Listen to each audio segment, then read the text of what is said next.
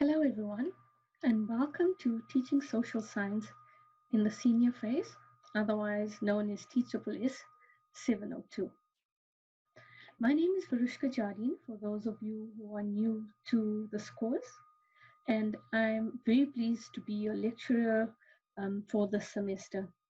For those of you who are coming back for the second semester for TSSS, I want to say welcome back, and I think this semester is going to be a lot better for us. I know it was very hectic for me joining in on the latter half of the semester and catching up with what you guys were doing and all the assessments that were due. So I'm really hoping that we're all going to enjoy the semester a lot more than what I did last semester. But I must say that a lot of what we do this semester overlaps with last semester's work. So just a little bit of general information for you guys that you could find also on your ECI page, right? If you get onto the ECI page, TSSS 702, you'll find that I've put a study letter where all the learning outcomes and what we hope to achieve during the semester is outlined. And then you have your assessment guide where I've plotted all the assessments for this semester or for this module. You'll also find your some prescribed and recommended reading, and this generally I put on a weekly basis, which excludes your textbooks, right? So the textbooks I've named it there, named them there, and I've also chosen to stick with the ones you used last semester. Right? It didn't make any sense for me that you guys get new textbooks because I found that a lot of what we are doing is covered in the same textbooks. So also you'll find some prescribed internet-based sources which will be put up on a weekly basis, and sometimes I do put up notes which will help you with this module. Right, as you guys know, our module is divided into weeks and we have weekly learning events, and sometimes you have activities. In fact, every week you should find an activity on the page. You will also find the links that you can use to upload your assignments and your online test.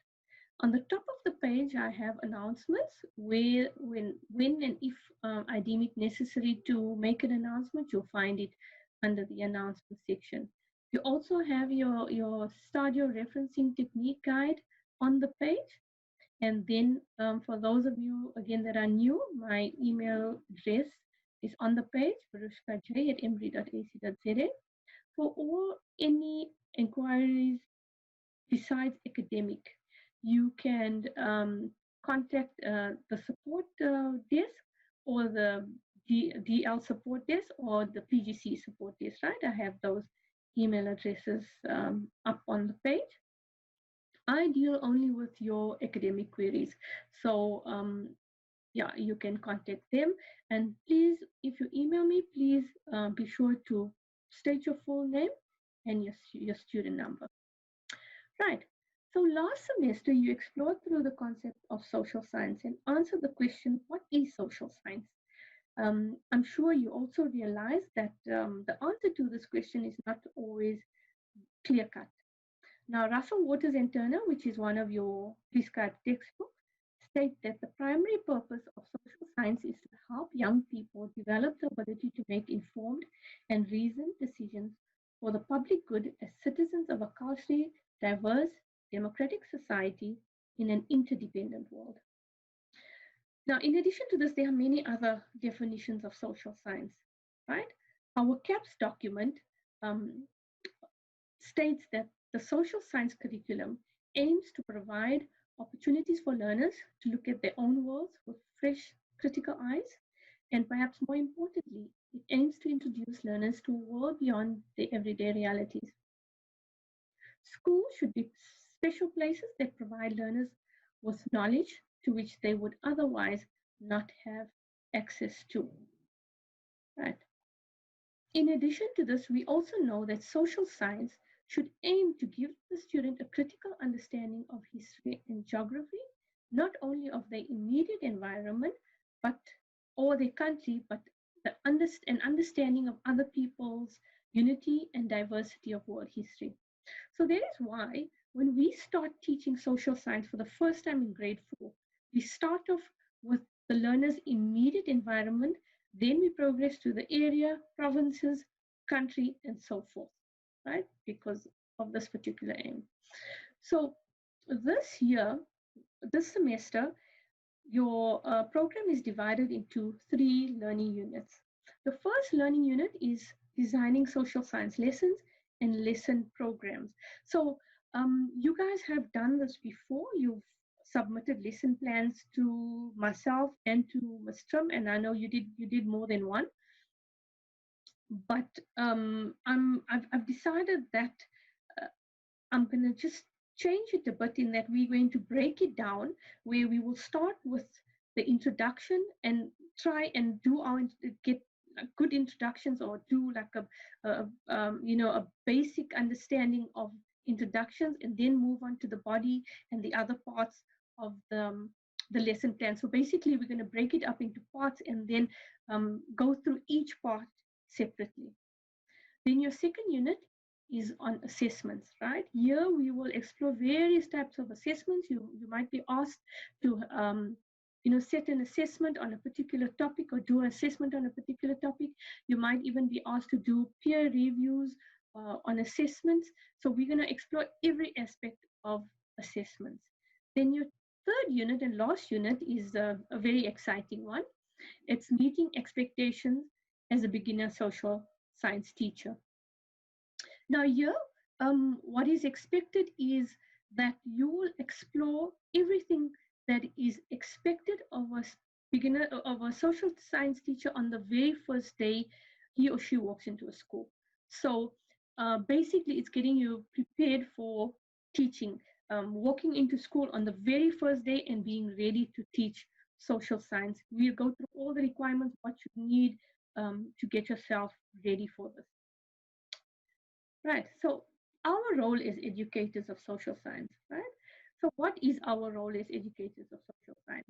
We should always be based in the present, but we should always have our eye on the future for the simple reason that our learners would be adults soon. And what we teach them will influence how they live their lives as adults. The kind of impact you will have on your students and the kind of people they become are critical outcomes of education. Some of these outcomes could be how they handle responsibility, how they treat each other, how they relate to the environment, how they relate to their heritage, and how they meet and resolve problems or difficulties that they might have. And I must mention here that CAPS curriculum places a lot of emphasis, especially in history, on heritage, right? As you guys know, our history syllabus has changed drastically over the years. So the idea was to explore our heritage a bit more than what was done before. Sorry, just get back there. Okay. Um, right, then your assessment tasks, right? I've just um, put in the table there. This is the same thing that you will find in your assessment guide. We're going to be having class tasks, which are worth 10%. Then you have one online theory test, which is for 20%. And then I have broken your assignments down into 3, right? And they're 3 very different aspects of um, to be tested on, right? The first one is lesson plans, but it's a bit different to what you've done before. The second one involves a video, and the third one is a critical essay. And then naturally we have our involvement trackers. I think you guys are familiar with that. We've done that last semester as well. Right.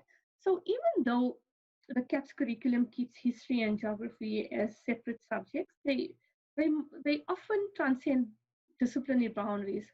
One example of this is the constant use of maps, right? We find maps in history, and or understanding. We use maps to understand the history of nations based on their geographic location. In your prescribed textbook, Professor Wasserman looks at the concept of Ubuntu and Africanization right? Referring to the process of the re-establishment of Africanism, in particular their values and philosophies. CAPS uses the concept of Ubuntu to recognize the importance of indigenous people and including the indigenous knowledge systems that form the basis of Africa's rich heritage. So we're going to explore this a little bit more, and you probably will be assessed on ideas of Ubuntu, probably in your involvement trackers, so that we get a greater understanding of how to approach this concept and how to teach it in social science. Right, then we have here what I've done is I've just uh, copied down the aims of history and geography as found in our CAPS curriculum, right? The red is your history and the blue is the geography, right? I want you guys to please familiarize yourself with this. Um, Make sure you understand and go through it because the aims are very important, right? It's something that we will look at in the coming weeks. Right. And yeah, that's it. That's just a short introduction of what we're going to be doing or what you can expect over the next few weeks. And I'm sure you guys will enjoy uh, engaging with history and geography as much as I do. I'm not much of a geography specialist, but history is my forte. So yeah, we can have a lot of fun with it. So thank you guys, and hope to see you again soon.